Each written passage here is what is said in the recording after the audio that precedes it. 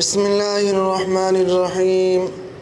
السلام علیکم ورحمۃ اللہ وبرکاتہ۔ آن لائن ٹیچر کی جانب سے آپ سب دوستوں کو خوش آمدید۔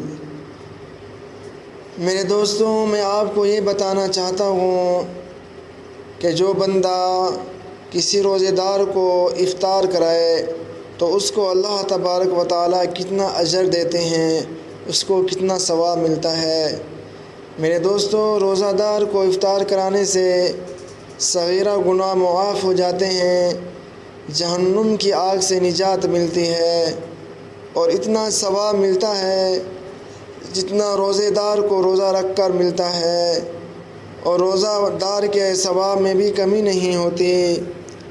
اگر کوئی آدمی غریب ہے اور وہ یہ ثواب حاصل کرنا چاہتا ہے تو روزہ دار کو افطار کے وقت ایک گھونٹ لسی پلا دے، یا ایک کھجور کھلا دے، یا ایک گھونٹ پانی پلا دے تو اس کو یہ ثواب ملے گا۔